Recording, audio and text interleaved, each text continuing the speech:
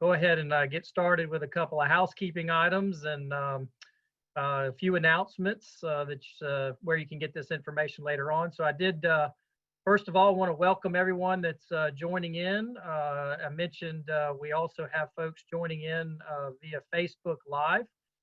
We're also recording this, and this will be available via our Market Watch newsletter, so you can use that later on if you'd like to share this with your employees or customers, friends, whoever you like. So this will be available to you. We will also be having a PDF, so all of the slides that you will see today will be available to you. That will also be available on our Norton Market Watch. Or if you are not on our Market Watch newsletter and would like to sign up, you can go to gonorton/marketwatch.com, and that will take you to the sign up page. You'll be able to receive that PDF. We'll also have it available on our social media as well, so you can go to our social media pages and the Norton Agency Facebook page. So we'd love to have you there. I did want to mention we will try to take some questions at the end.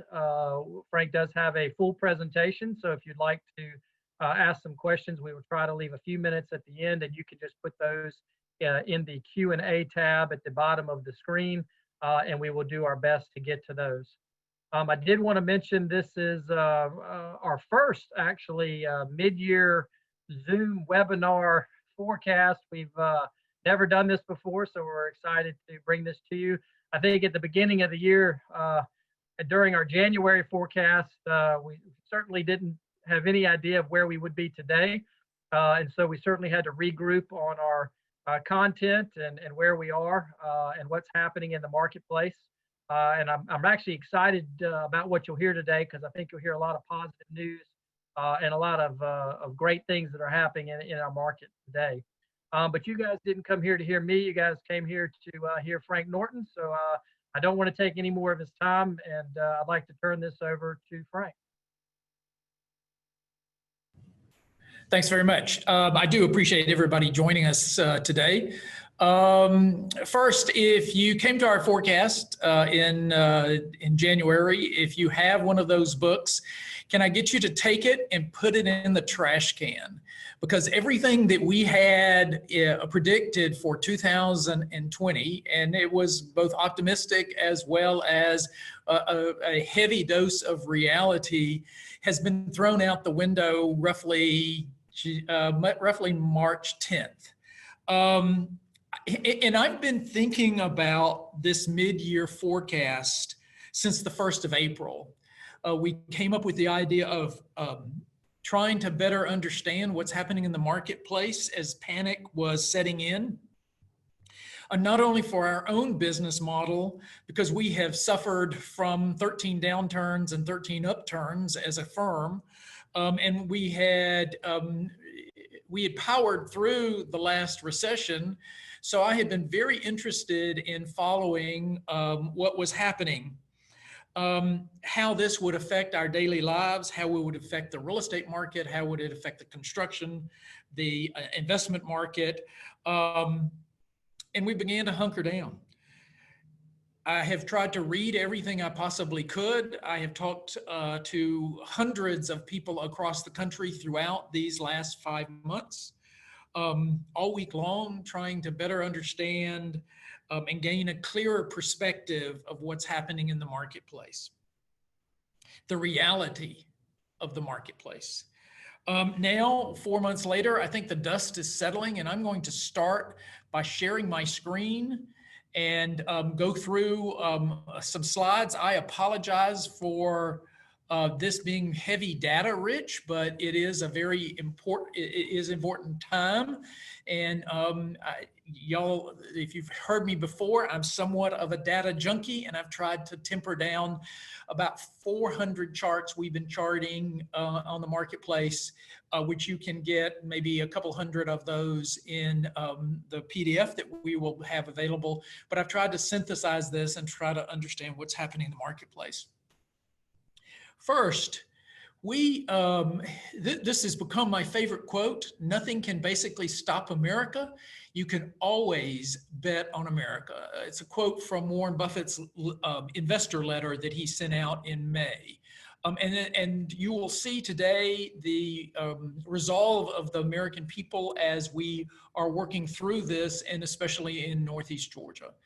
Our firm has been doing temperature gauges, and the temperature gauges have been done for better part of 4 years, where we are gauging our residential and commercial brokers on the variety of temperatures that are on various market segments. And I thought I would share that with you, because I think it tells you a little bit about some of the storms, but also some of, and this is a beautiful storm, it is not that negative. So the first chart is a commercial market temperature, and the colored bars show the temperature July 1st, the end of the second quarter, and the temperature on April 1st.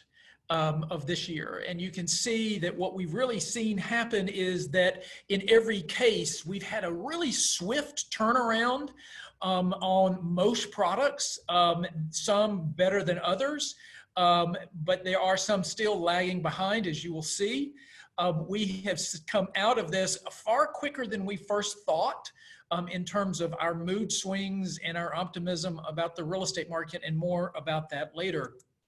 The same thing if you look at the previous first quarter, April is that previous number, and then it is also all risen on all of the categories.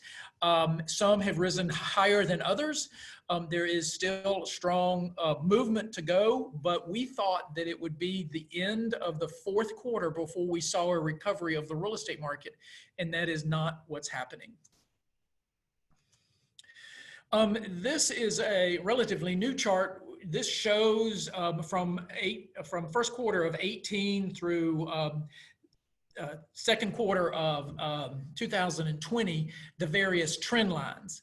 And what this does is it combines all of the categories for example, retail or industrial or acreage, and combines those so we can get a stronger trend line of what's happening in recovery.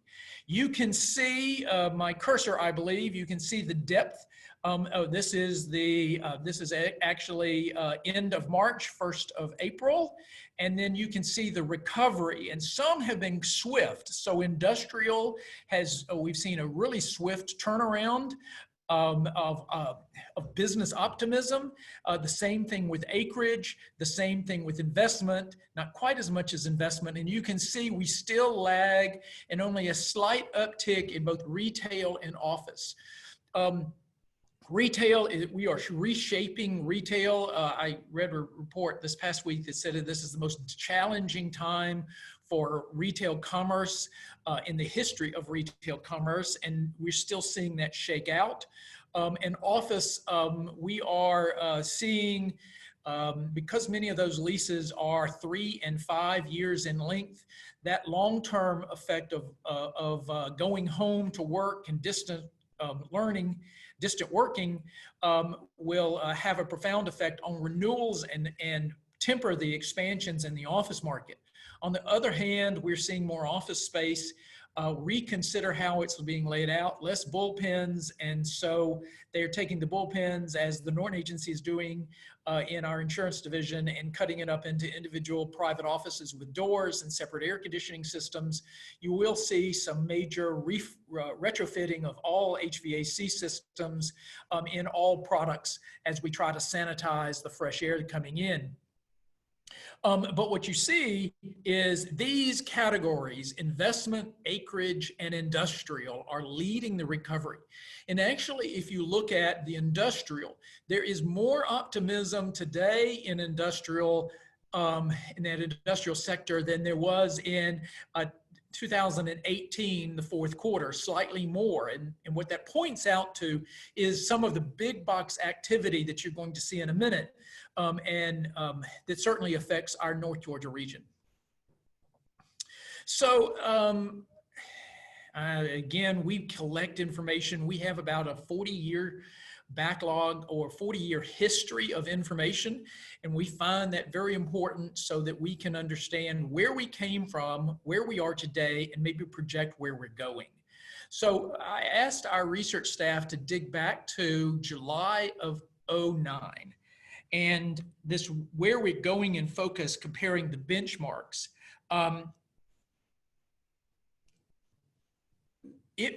We believe that July of '09 was the depth of that Great Recession, starting in 2007 through 2011 and maybe even into 12.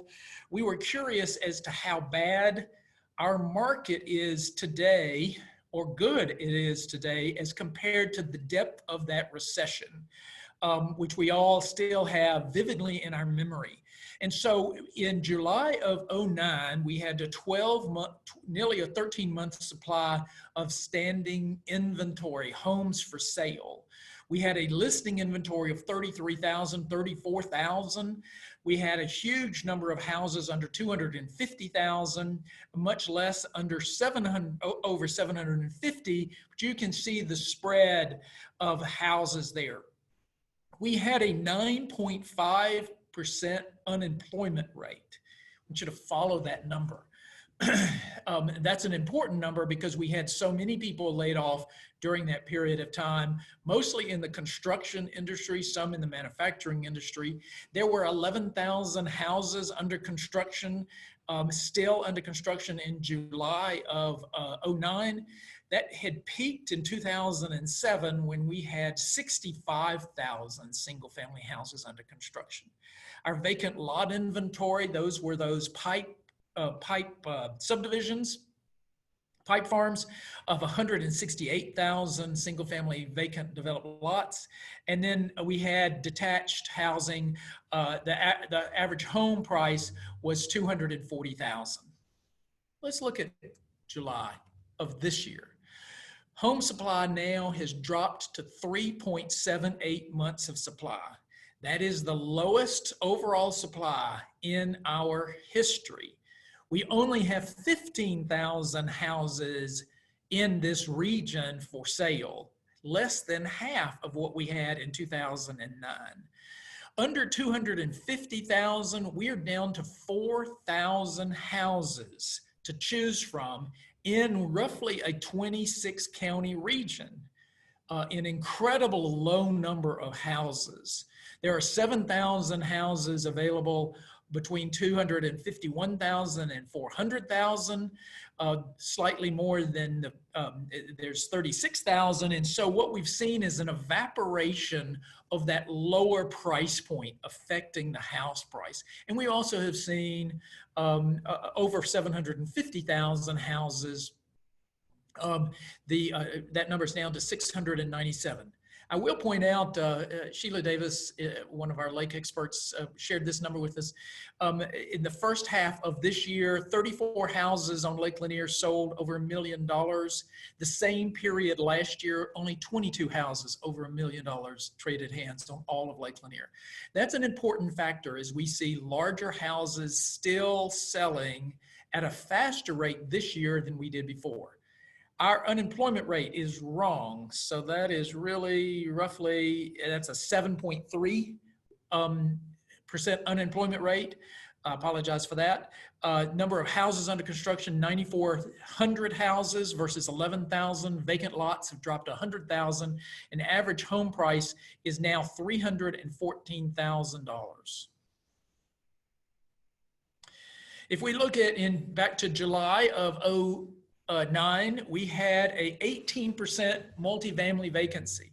Those of you who were in the apartment rental business, remember we had not only new projects coming online in '07, '08, we had an exodus of the Latino market where we ended up with apartment complexes and mobile home parks that went from 99% occupied to 10% occupied almost in one quarter. And that shifted the multifamily vacancy sky high. Our annual CPI index, we had stalled, the market had stalled. We had a 3.25% prime rate. The mortgage rate was 5.22. We had a million 974 in our overall population region, growing at a rate of 1.28% per year. Our average per capita income was 32,000. Consumer confidence rate was super low at 47.4. That is based on 100 scale published by the federal government. The region tax base of the counties that we were tracking had a collective tax base of $35 billion.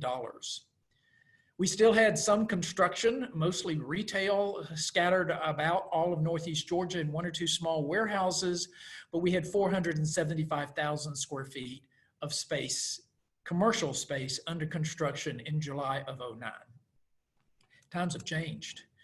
So we today have a 3.5% multifamily vacancy. The new apartment complexes are filling fast.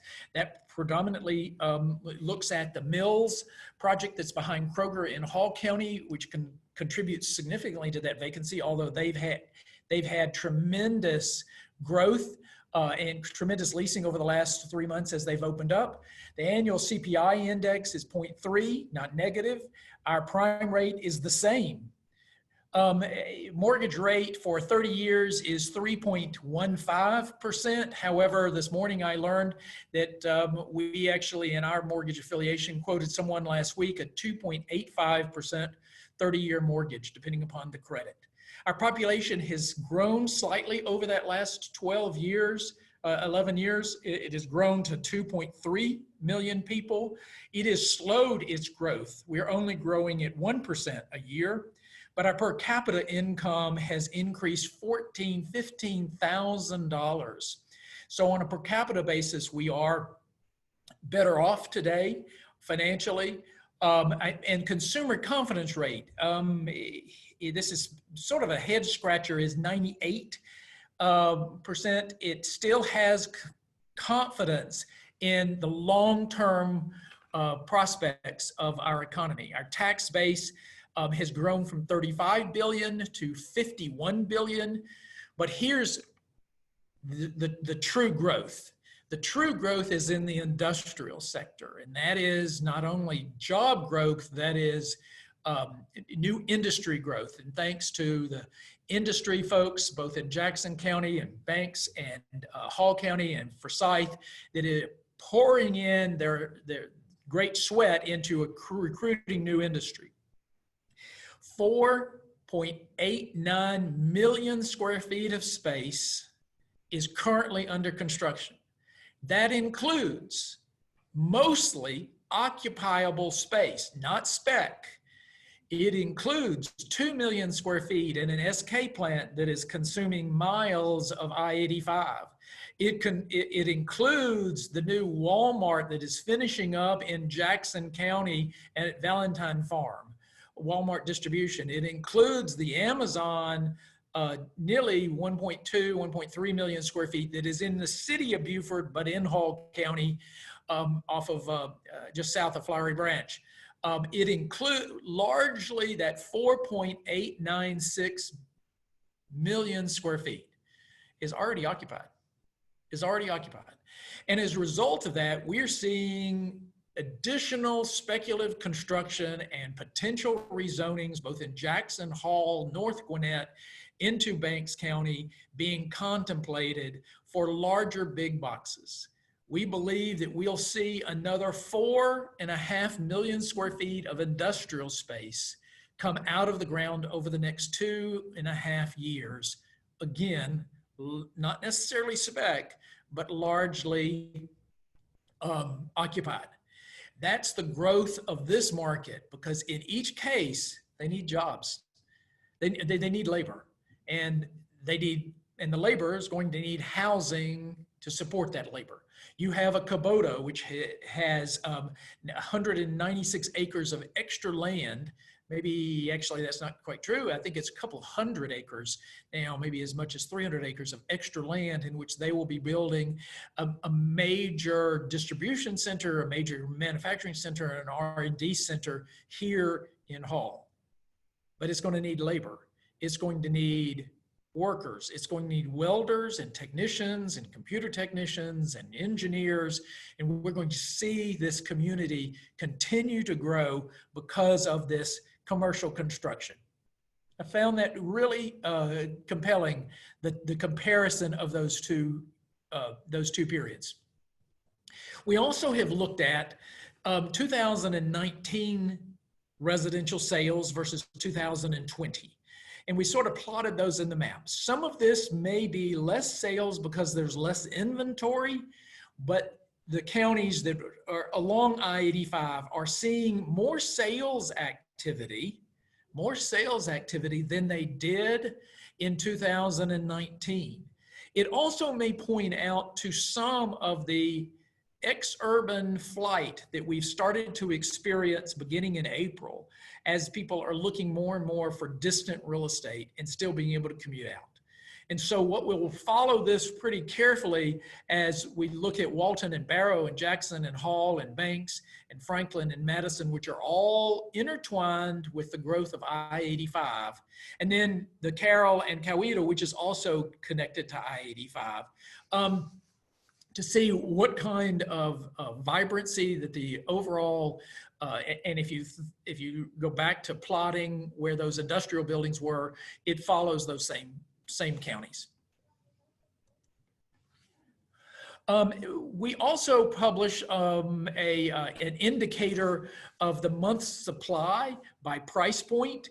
0 to 150,000, 150 to 250, 250 to 350, 350 to 450, 450 to 550, 550 to 650, 650 to 750, and then 750 and up.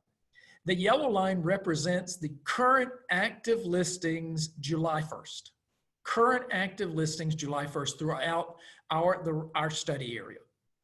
And then the black line represents the 12 months of sales across in that price point. And you can see that the depth of the market is 400, the depth of the market is this 450 and under, but what you really can see, I think, is that affordable housing is becoming higher and is harder and harder to find. You have probably a month of supply or less in the price point of 150 to 250 and 0 to 150.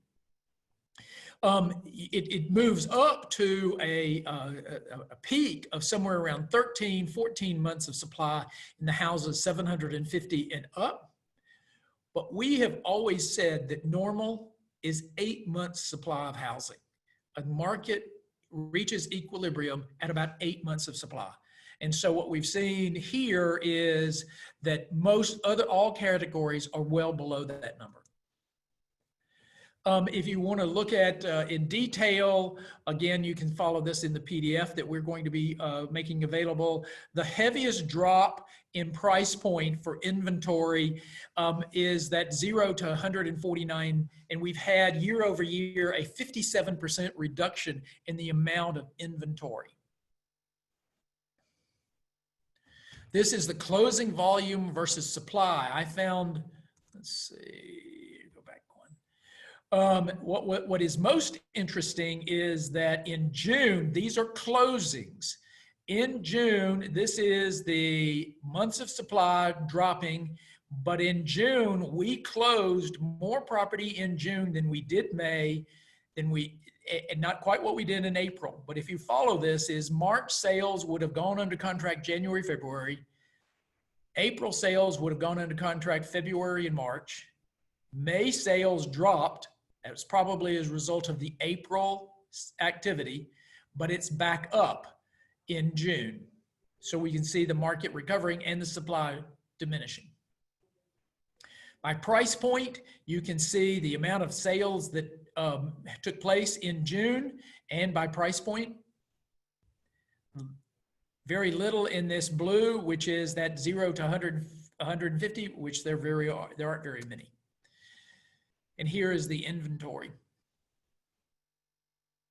Again, going back all the way to April of 19. So we have, for years, used a top 10 format for our annual forecast.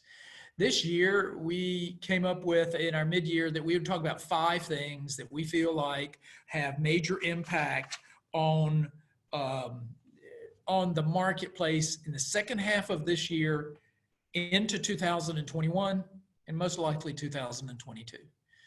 They are learning to live with COVID, a return to home, the emergence of what we were referring to as distant real estate, our inventory pushing new lows, and then the search for sustainable investment. And over the next few minutes, I'm going to try to cover each one of those. First, living with COVID. It is shaping how we live, work, manufacture, play, worship, and educate. Heavy debate now about going back to school, the distant learning that has been so innovative to keeping us a heartbeat away from education, the innovation of folks like Brown University who have been educating online for the last 11 years and becoming a teaching lab for other universities, and manufacturing. Keeping the wheels running in our poultry industry, in our various manufacturing that is so vital to our communities. Our distribution seems to be doing fine. They're just one gigantic conveyor belt in most of these Amazon warehouses with computerized pickers. How we play, how we interact with folks, and then of course how we worship.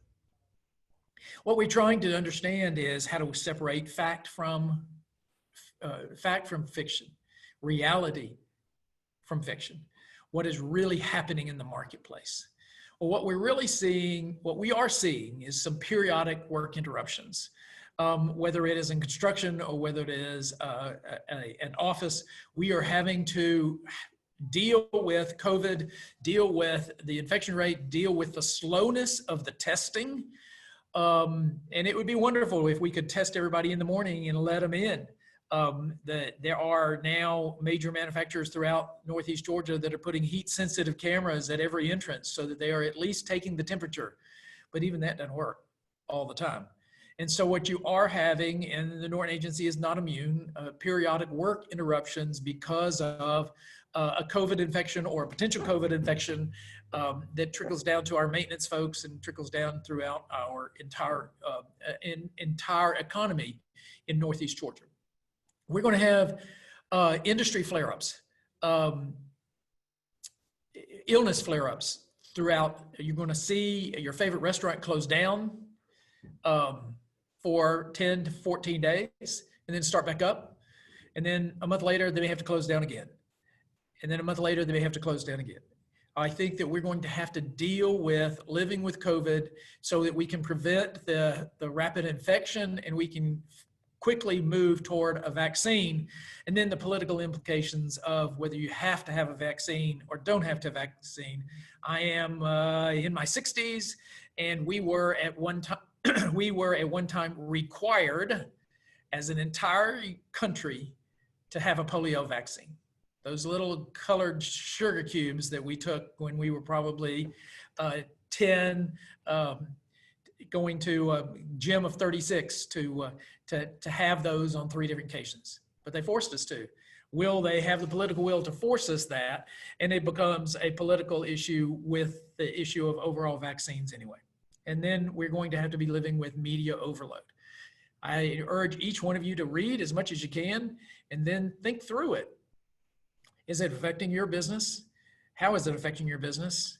And how do you maneuver around it? Humans maneuver around things, and the resilience of the human spirit is certainly very, very prevalent in Northeast Georgia. And I don't want to slap each other on the backs, but we're making it, and we're doing well. We're doing okay. We're doing well. Our market is not crashed. But we're seeing a return to home, return to the safety and security of home, the importance of home. We are seeing that home is that warmth and human kindness that we have missed as we have had our children going everywhere, and instead of playing in the backyard. And now they're playing in the backyard. And there's not a single play set available in any of the stores in entire Northeast Georgia. Swing sets are back ordered. TVs are back ordered. So if you've been watching that 24-inch TV and suddenly, you know, maybe I ought to get that 84-inch TV, it's back ordered. Return to safety and security of home. And we are seeing homes morph. First, we've learned that fiber optics is a required utility, much like water. We can put a septic tank in for sewer. We got to have water. Maybe I guess we could have a well, but we have to have speed. And we need to urge our government officials to put fiber along every freeway and every state road so that we can connect to speed. Because that speed is diminished when the husband works, the wife works from home, both of them work from home, and you have 3 kids trying to log on to at-home lessons. Speed. And you're going to hear more and more about that, but we need to encourage that infrastructure being put out. By that same thing, the more infrastructure that is throughout Northeast Georgia, you're going to see more folks from Metro Atlanta move here because they can work here and go occasionally into the metropolitan area. Our kitchens have gained back life.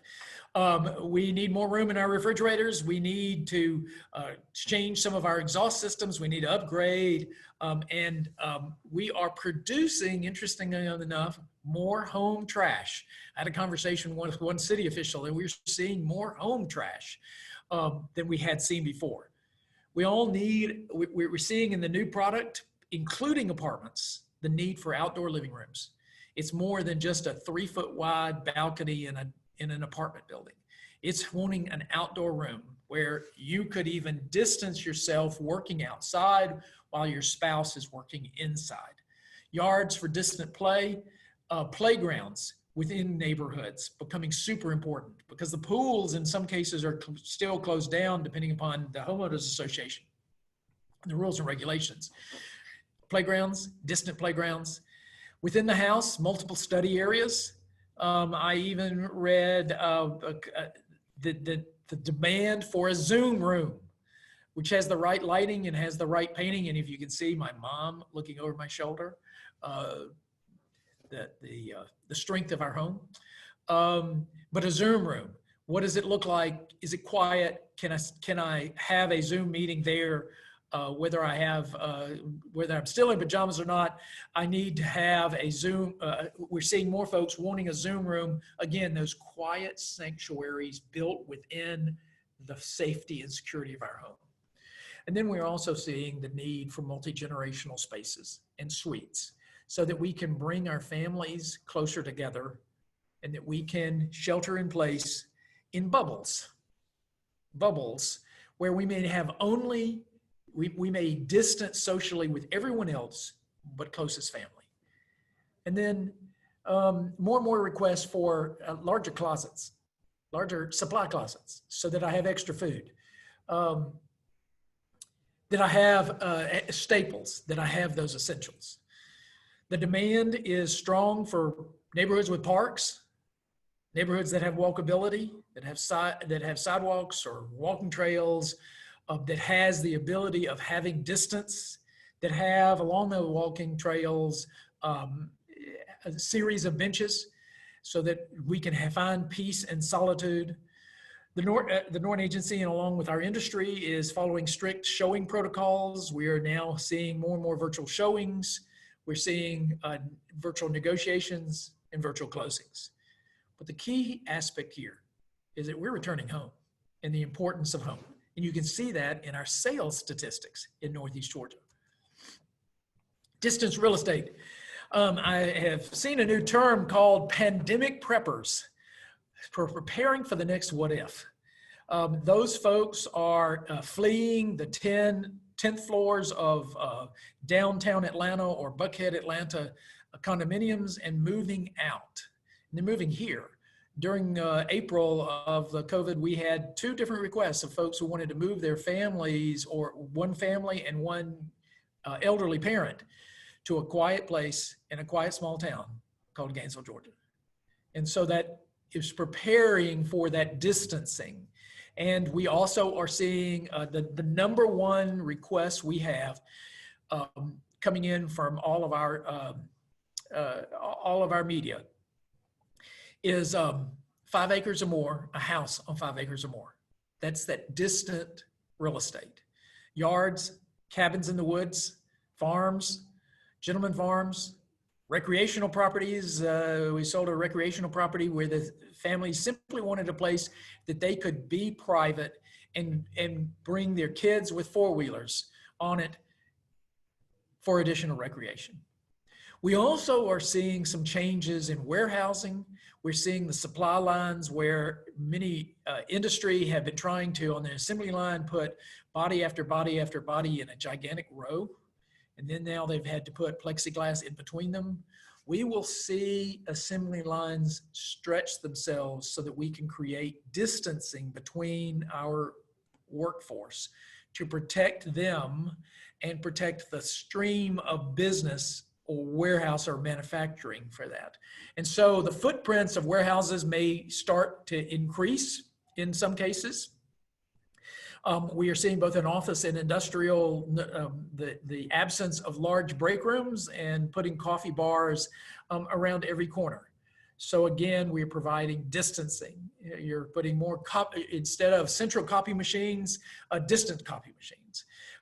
We also are seeing a return and more conversation about a return of some warehousing, some distribution for supply chain. Whereas I was making a widget solely in China, and I had 4 plants in China. I may leave one in China, I may put one in Vietnam, I may put one in South America, and I may put one in Gainesville, Georgia. And so we're going to see a diversification of that supply chain, which is going to increase and fuel the United States return to manufacturing, which I believe is a good thing. And then what we're also seeing is, and hearing, is that we're seeing food stockpiles. Poultry industry is adapting to this change in buying habits, less restaurant sales for poultry and more home sales for poultry. Our freezers, I understand, in our North Georgia region are all full, and we're going to see larger supplies of dry goods and food products, dry food products being assembled across the country. That's also a good thing. And then we're seeing a flood of out-of-state buyers. Stephen Lovett, one of our commercial salespeople, talked to a builder yesterday, and he's had the best 3 months he's had in 5 years. And 34% of the buyers were from New York. Let that sink in. We are an attractive, strong economy, and we are seeing out-of-state buyers look at our community.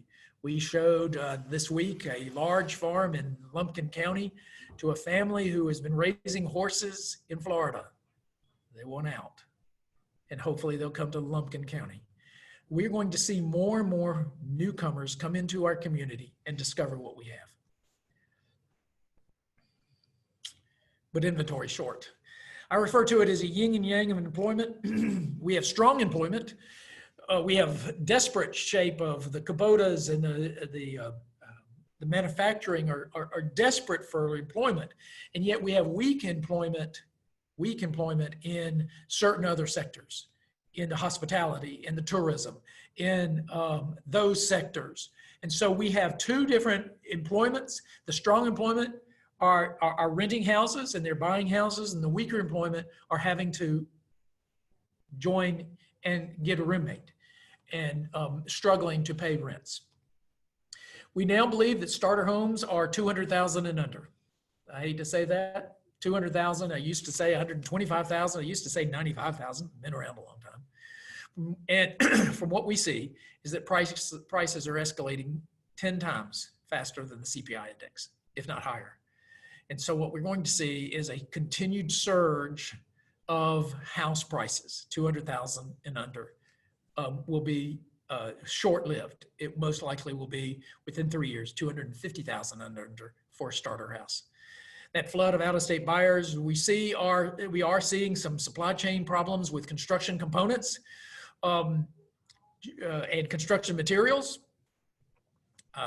We're renovating a house, and our cabinet company has shut down for the second time because of COVID outbreak.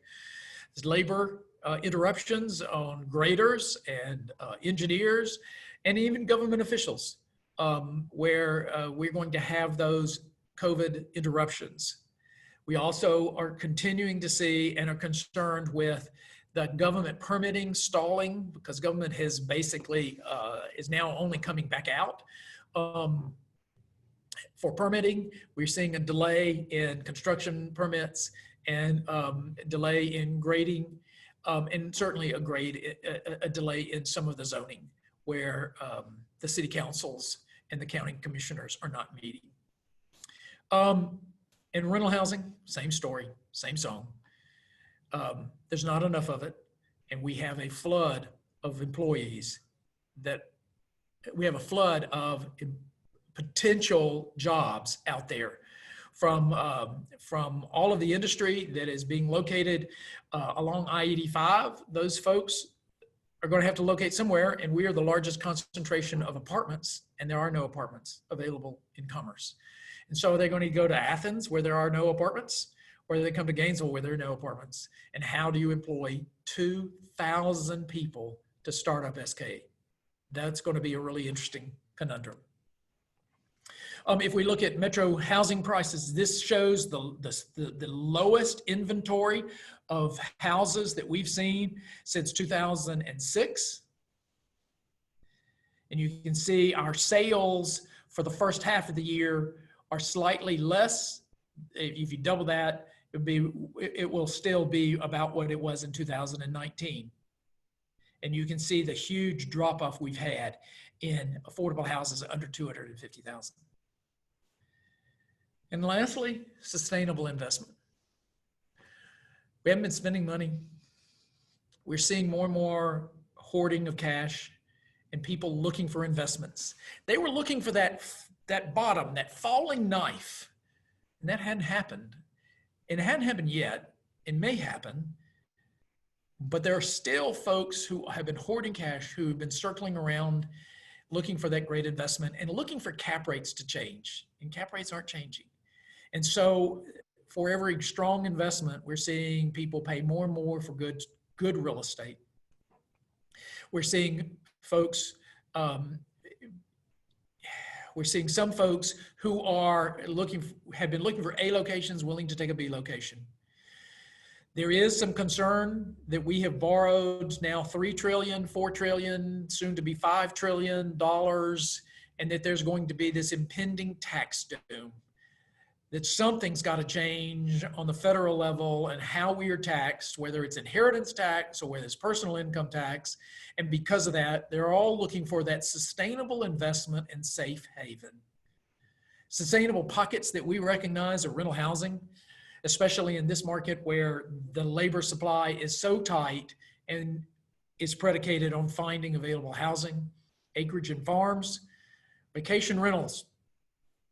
We're seeing tremendous activity on sales of cabins in the woods and vacation rentals, vacation VRBOs in markets that allow them are taking off. There's not a single available VRBO in Lumpkin County for the next 4 weeks, I'm told. In Highlands, the same thing. There's not a single houseboat for rent on Lake Lanier. We're not going to Europe. We're not going to New England. We're not traveling in an airplane, but we are going to take a vacation. We're going to take a stay vacation fairly close to home in a cabin in the woods where we can cook on a grill outside and our kids can play in the creek. Those are really alluring right now in those vacation rentals. Take out food.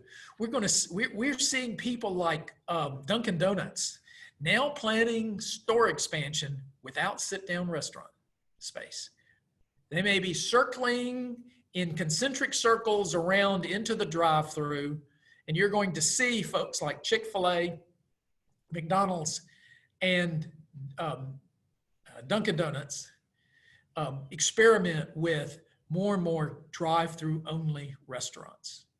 Personal service retail, still strong, where you have a human touch to a human. And then food, drug, and medical. So what next? I'd like to leave you with these thoughts. What next? Fire, brimstone, locusts? I don't think so, but we do need to be prepared. We need to be all building our reserves. We need to be building our supplies, both from a business as well as financial. We need to be investing in technology, and it's not only investing in our personal technology and business technology, we got to learn how to use it and use it effectively. We have to learn how to navigate that technology. We need to learn how to navigate the food delivery services that are now all throughout, online medical appointments. We need to learn to navigate that technology as we are working through, empowering through these strange times.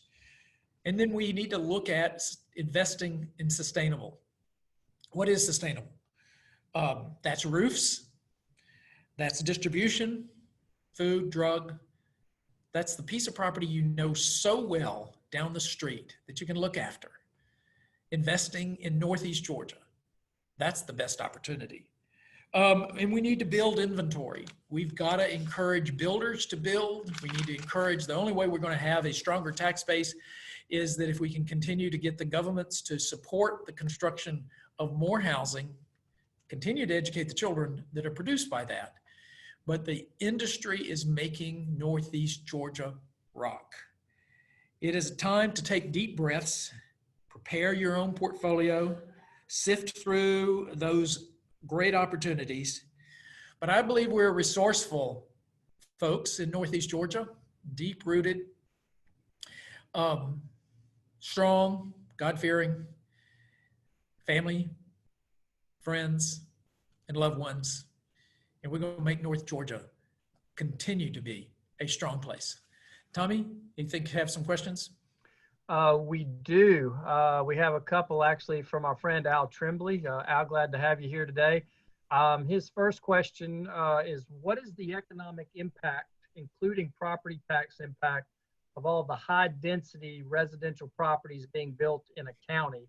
Seems like Dawson County is really developing apartment condo complexes. Well, it goes to the need for that labor. And today, it used to be build an apartment that was $45,000. Today's new apartment is about $100,000 to $110,000. So the economics are a little different. But you also what we have to see is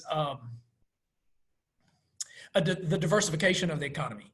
You're not going to get industry into a Dawson County without being able to provide some rooftops. What you fear is that Dawson County becomes a bedroom. What I do think is going to happen long term is we're going to see less density.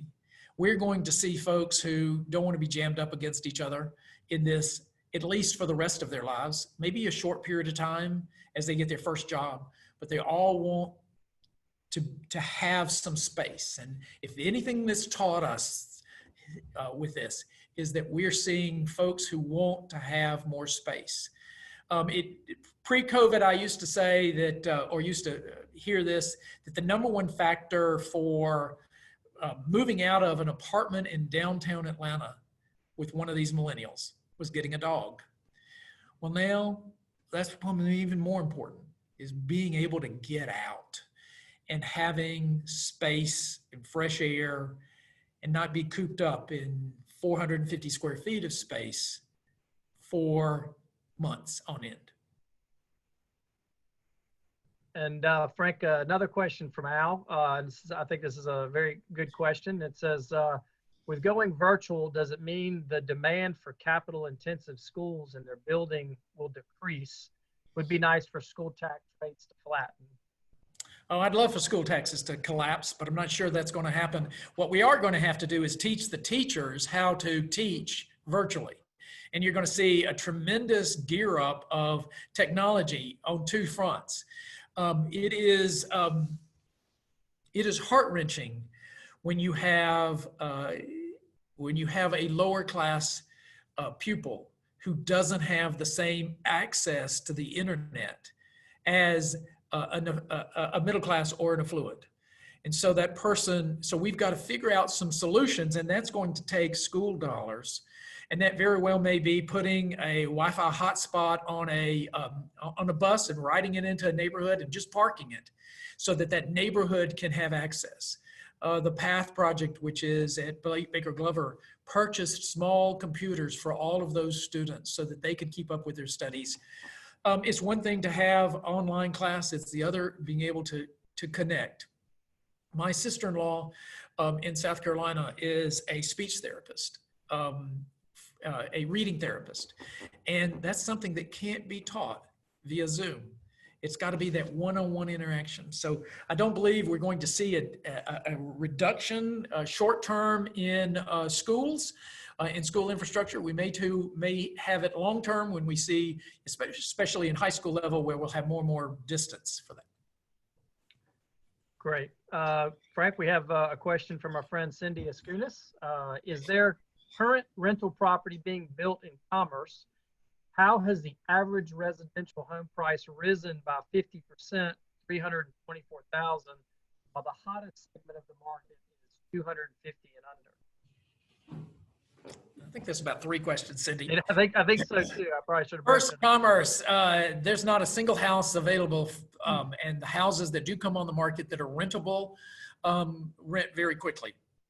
It's probably the best market to find a house, if you can, to rent. I talked to one landlord recently that owned houses in Commerce, and he's seen over the last 3 years his rent double. And he's seen a different character of tenant, from going from a lower blue collar to a higher blue collar, and now moving into a white collar a type of tenant, which is demanding a little bit of different kinds of apartments or rental housing in Commerce, but that's probably the greatest market. You also have an anti-apartment and anti-construction mood with a very scared city commission in Commerce, and they are terrified. They have caught the car going 90 miles an hour called SK, and they don't really know what to do with it. And they are going to struggle over the next 5 years as they adapt to having this gigantic gorilla employing 2,000 when you have a city that only has 6,700 people in it to start with. The other part of that was construction price of housing. I don't see housing any cheaper than it is today.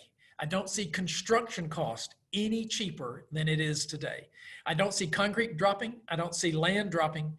Land is as cheap as it is to ever before. I don't see government rolling back any regulations, which is adding some additional cost. In some cases, 31 to 38% of the cost of a house is government influence based on codes. I believe that it is.